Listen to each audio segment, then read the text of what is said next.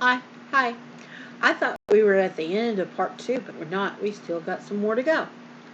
This one is part two, story 11, the man who walked into heaven. That's what it says. It's got a nice illustration. Oh, it's an oil, and it's by again Russell Harlan. And let me show you what it looks like.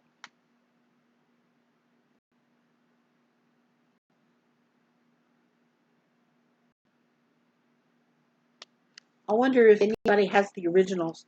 That would be really interesting to see. This company probably has the original. Okay, let's read what the caption says. Enoch was a very good man.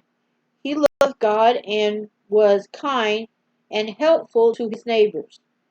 He often went into the woods to talk with God in the cool shade, in the cool shade and quiet of the trees. Hmm. And this story is part two, story 11, the man who walked into heaven. If you drew those lines I suggested, you would see that one line is much shorter than all the others. It is a line marking the life of Enoch. His father lived 962 years old, and his son lived 969, but he only lived 365 years. Why is that? Did he get ill or die early? No, he didn't. In fact, he didn't die at all. That is the wonderful thing about Enoch. The Bible said God took him, which means God took him away having without his having to die. That's something to think about. God does not treat everybody like this. Indeed, so far as we know, only two people in all of the history of the world, Enoch and Elijah, were taken like this without dying. Why did God take Enoch? There must have been a very good reason for making an exception in his case. There must have been something about this man that made God love him more than all the other people of his day. And then we go to the next page. You may say, but God did not love. You may say, but God did not love Adam, his masterpiece creation, very, very dearly. Okay, it was quite confusing the way it was written. Well, in 1953, he did, but God let Adam die, just as he had said he would, after he had lived 930 years. How about Seth? Wasn't he supposed to be, wasn't he specially beloved too?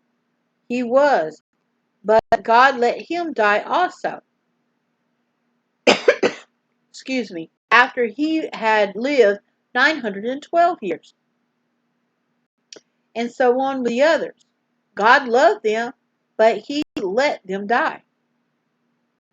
That's what it says.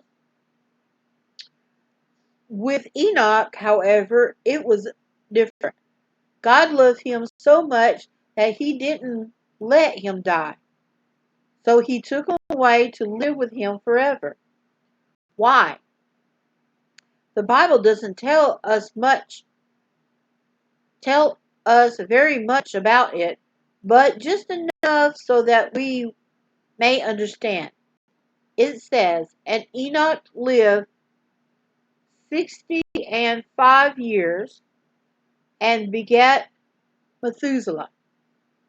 And Enoch walked with God after he begat Methuselah 300 years. And Enoch walked with God, and he was not, for God took him. There's the secret. He walked with God. That is what God wanted Adam to do from the very beginning. There wasn't anything God would have done for Adam had he walked with him as Enoch did. Instead of forgetting him and wandering away, certainly he never would have died. And so with Seth, Enos, Canaan, and all the rest, God wanted them all to walk with him, but none of them quite came up to his expectations. Only Enoch. He was different from all the others. He loved God with all his heart. He had one purpose, to serve God and do what his will. He thought about God all day long, striving in every word and deed to please him. Never was there any selfishness, greediness, jealousy, or anger in his heart, for he that believed that such wicked thoughts were unworthy of a child of God. No wonder God had drawn to this dear man. Indeed, I can almost hear God saying, "Here is a man after my own heart.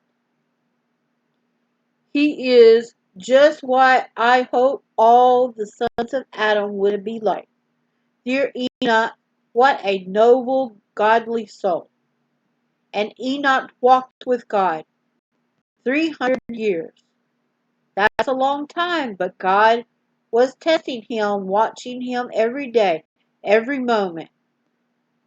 And the more God watched him, the more he loved him.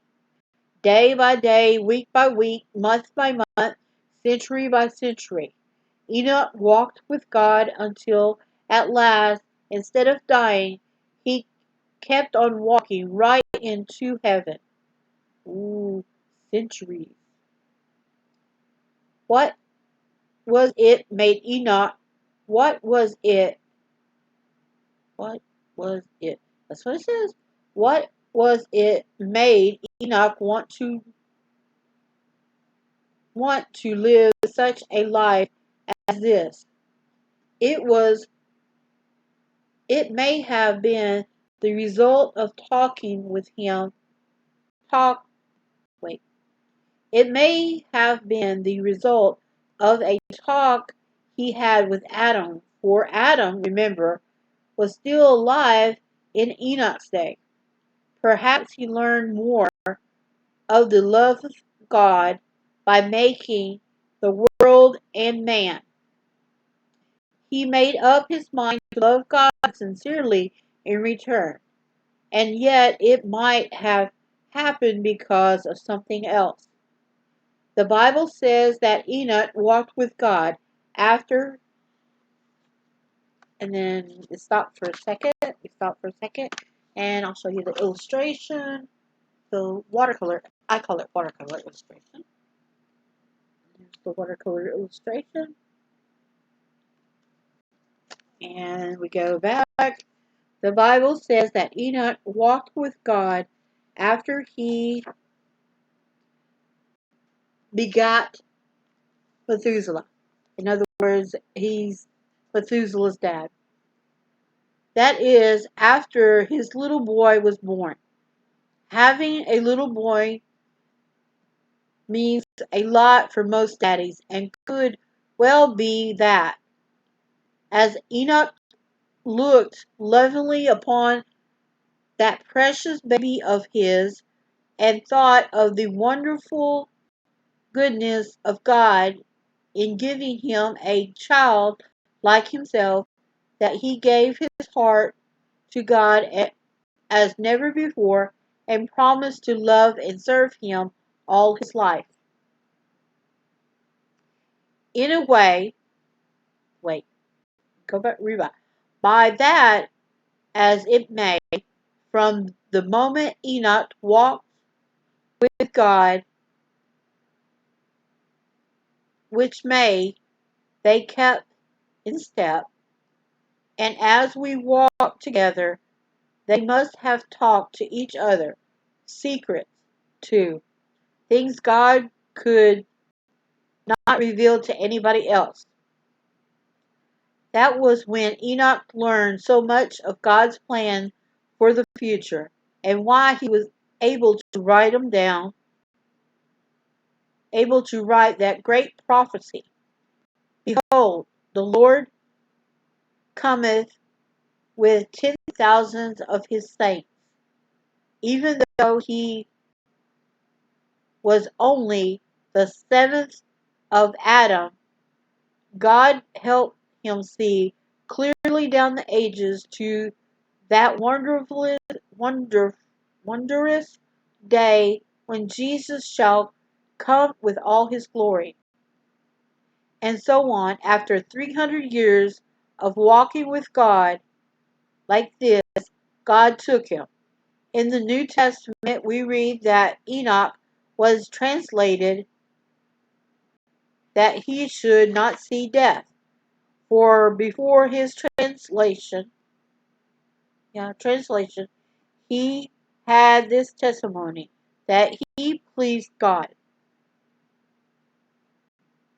Isn't that a beautiful record for a man to leave behind him? He pleased God. Could that be said of you? Do you try to please him every day, always? It's a wonderful thing to walk with God, seek to please him in every thought, in every word and deed. And if we do, who knows, perhaps someday, like Enoch, we too shall go walking right into heaven. And that's the end of, definitely now, the end of part 2 of the first volume of the Bible story by author S. Maxwell. Maxwell? Yeah, Maxwell. And we'll start on the next part here in a little bit.